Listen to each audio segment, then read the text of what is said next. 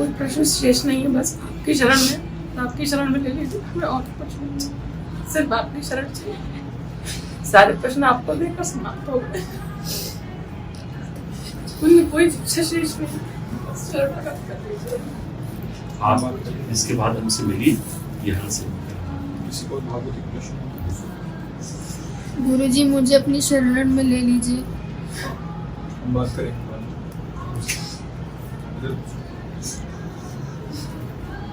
ये उनको शरण हाँ, जब यहाँ से जाना इनसे बात, ये लोग कुछ प्रश्न करते हैं, वो कैसे नाम है, या आप प्याज लहसुन तो नहीं खाते हैं, आपका क्या उद्देश्य है भगवत पर, तो हम एक एक से प्रश्न करें वही बार बार, क्योंकि ये सेवा इनको दे दी, तो आप इसमें बैठा कर प्रश्न कर लेते हैं, आपका पता, आपका नाम, और उनको लगा कि इसी बार में देना, तो इसी बार में अगर इनको लगा कि ये 2-4 बार आइए तो राधा वल्लभ श्री हरिवंश नाम रख लीजिए, वैसे ही, और फिर आज देखो हमारी तरफ से स्वीकृति ना भी हो और तुम्हारी तरफ से स्वीकृति हो जाए तो काम हो जाएगा।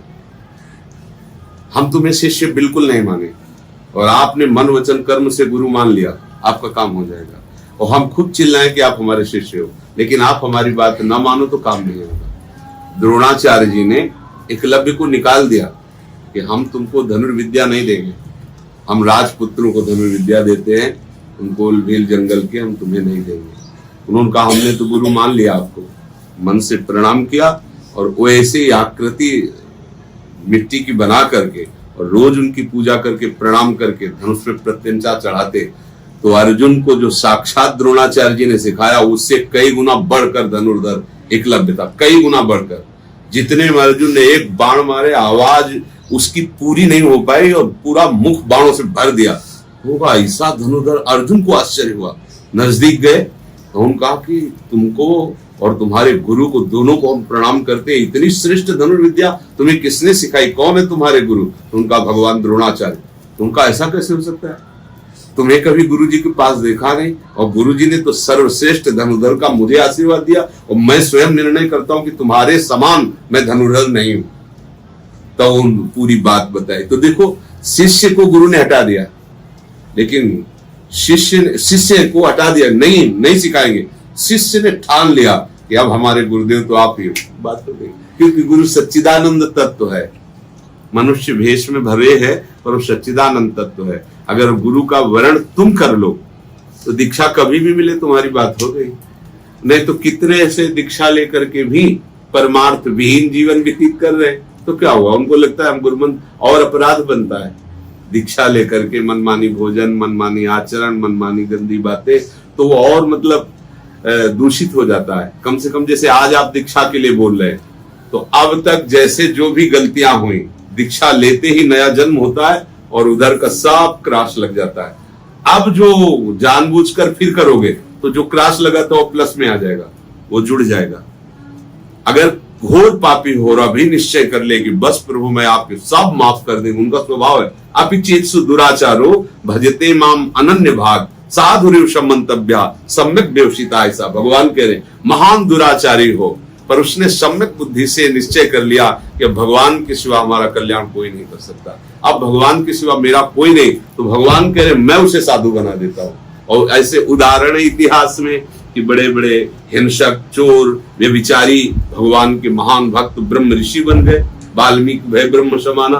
तो हमें अंदर से स्वीकार करना है गुरुदेव को और गुरुदेव के वचनों को, बस बात बन जाएगी। ये कोई सांसारिक संबंध नहीं है कि जैसे संसार में संबंध हम स्वीकृत कर लेते हैं बस हो गया, ऐसा नहीं है। इसमें आज्ञा पालन करे वही शिष्य, और आज्ञा उल्लंघन करके मनमानी आचरण करे तो सब नाटक हो जाता है। ये बाहरी नाटक, मान लो कंठी बांध ली, हम तिलक लगा लिए, अपने गुरु की अवहेलना करें, उनकी बात ना माने, तो हमारे हृदय में अध्यात्म शक्ति नहीं जागृत होगी। और अध्यात्म शक्ति जागृत नहीं हुई तो विकार पटकते रहेंगे, आपको समझ में ही नहीं आएगा परमार्थ का आनंद क्या है।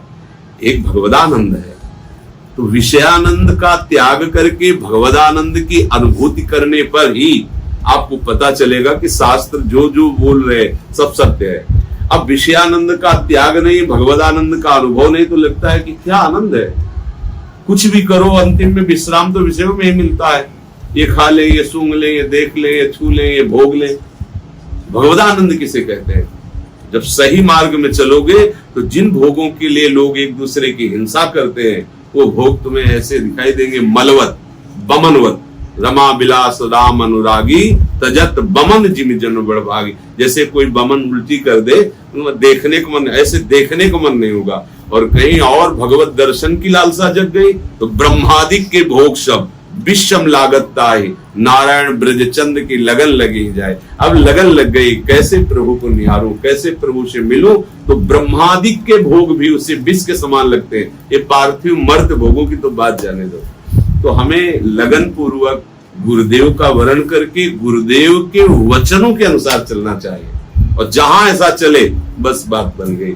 आपको मार्ग पूछना नहीं पड़ेगा, आपको दिखाई देगा ये मार्ग है, ये मार्ग। आगे आगे स्वयं भगवान आपको घसीटते चले जाएंगे। देखना तो अगर ऐसा ना हो तो हर जीव सकामता से चलता है, हर जीव अज्ञानता से ही चलता है और वो निष्काम और ज्ञानी हो जाता है।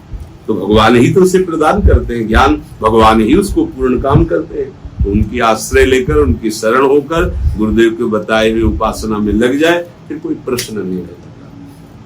भगवान जब कृपा करते हैं तब संतों का सानिध्य मिलता है। जैसे आप लोग सामने बैठे हो तो ऐसे नहीं बैठे हो, ये प्रभु कृपा करके आपको प्रेरित किए, आप आए। ये प्रभु का दुलार है कि अपने जनों से वो आपका संग करवा रहे हैं, अपने प्रति वो आकर्षण कर रहे हैं। नहीं तो हम संसार में इतने भूल जाते हैं कि रामकृष्ण हरि बोलने की इच्छा नहीं होती, बस वही संसार का चिंतन, वही भोगों का चिंतन। ऐसा लगता है यहाँ की उन्नति, यहाँ का विषय विलास, यहाँ का जन समुदाय, ये सब सत्य है, ऐसा लगता है। लेकिन बात ऐसी है जैसे स्वप्न, ऐसा ही है। भगवान शंकर कह रहे हैं, माँ कहूं मैं अनुभव अपना, सत हरि भजन जगत सब सपना। ये स्वप्निक है, बदलता चला जा रहा है, परिवर्तन होता चला, सब भाग रहे, विश्राम कहीं किसी को नहीं है, सब भोग रहे, विश्राम शांति किसी को नहीं, सब संग्रह कर रहे, तृप्ति किसी को नहीं। समझो तो ये भूत के लड्डू है, खाते खाते जीवन व्यतीत हो गया, पेट ही नहीं भर रहा, भोगते भोगते जीवन व्यतीत हो गया, कभी तृप्ति नहीं हो रही है। क्या ये कैसा जादू है भगवान का? प्रवाह चल रहा है, कुछ मरने के प्रवाह में, कुछ जन्मने के प्रवाह में, कुछ मरने जा रहे हैं, कुछ जन्मने जा रहे हैं। कैसा प्रवाह चल रहा है माया का। जब इसका चिंतन करो तो भय लगता है कि अरे कैसा है, कैसा संसार। कहीं कोई काट रहा है, कहीं कोई पूज रहा है, कहीं कुछ मंगल हो रहा है, कहीं घोर अमंगल हो। कैसा है माया का प्रवाह चल रहा है। तभी मन डूबता है, ऐसी माया से प्रभु मुझे बचा लो अब अपनी शरण में। अब ये दुख में संसार पुनः मुझे जन्म लेकर के इसमें ना आना पड़े, ऐसा